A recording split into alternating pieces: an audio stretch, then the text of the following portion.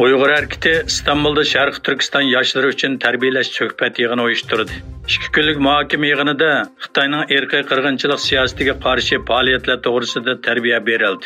Ma'lum bo'lishicha, Uyg'ur harakatining 11 martdan 12 martgacha İstanbulda Sharq Turkiston yoshlari uchun uyushtirgan faoliyat va axborot tarbiyasi to'g'risidagi suhbat yig'ini yoshlarning zo'r qiziqishini qo'zg'agan bo'lib, ko'p sonda yosh ishtirok qilgan.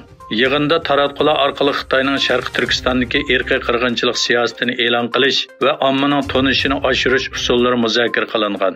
2 kunlik muhokama yig'inida Turkiya va chet ellardan kelgan akademiklar, tajribalik faoliyatchilar va jurnalistlar Uyg'ur yoshlariga leksiya so'zlab, unumlik axborot xizmati orqali irqiy qirg'inchilikni tashviq qilish va to'xtatish yo'llarini muzokara qilgan.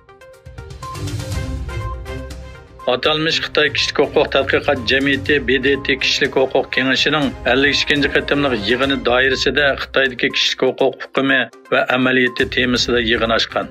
Beijing Texnika universiteti ilm-fan texnika va kishilik huquq markazidan Chi Yanping yig'inda qilgan bayonotida iqtisodiy taraqqiyotning kishilik huquqini qo'g'dash xizmatida muvofiq konkret sharoit hozirlab berilganligini, Xitoyning kishilik huquqini qo'g'dash xizmatiga intayin ahamiyat berilganligini aytgan. Xitoy Xalqaro radiosining xabariga qaraganda, Sharq Turkistondan elib kelingan va bu yig'in uchun maxsus nutq so'zlagan atalmış professor Mehmet, rayonda ishga o'rinlashishga rag'batlantirish siyosatining yo'lga qo'yilganligini, shuni ishga o'rinlashtirishning mahorati va kirim saviyasini o'stirganligini aytgan. Shu kuni Xitoyning yolg'on tashviqoti davom qilayotganda, Birlashgan Davlatlar Tashkiloti Kishilik huquq oliy komissari Volker Turk Sharq Turkistondagi xohlagancha tutib turish va oilalarni parchalash qatorliq og'ir andishlarning hujjatga ilinganligini ta'kidlab, konkret iz qo'g'lashga chaqirgan edi. Rossiya Davlat Mudofaa ministri Sergey Shoygu o'z davlati bilan Xitoyning munosabatining misli ko'rilmagan yuqori saviyaga yetganligini bayon qildi.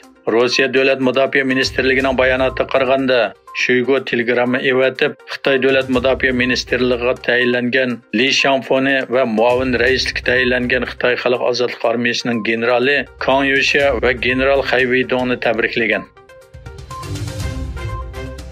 Angliya bosh ministri Rishi Sunak Xitoyning dunyo tartibiga xiris qilayotganligini, Angliyaning hushyorlikni o'stirish kerak ekanligini aytdi.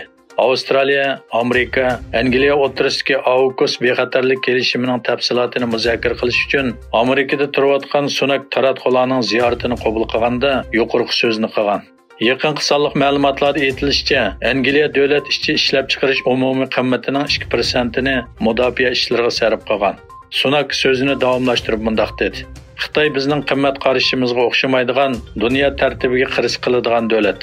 Shunglashqa biz hoşyarlıqni saqlab, o'zimizni, qimmat qarashimizni va manfaatimizni qo'g'dashga huquqliq. Angliya hukumatining Xitoy paydo qilgan bu masalaga astoydil muomala qilganligini bayon qilgan Sunak, ularning Xitoyning yerim o'tkazgich qatorliq sohalarga mablag' selishning oldini olganligini aytdi. Amerika prezidenti Joe Biden Xitoy prezidenti Xi Jinping bilan ko'rishishni planlaganligini e'lon qildi. Biden Xitoy raisi Xi Jinping bilan pat yaqinda ko'rishamda yo'q degan savolga ha deb javob bergan. Ammo qachon ko'rishadiganligi to'g'risida uchur bermaydiganligini aytgan.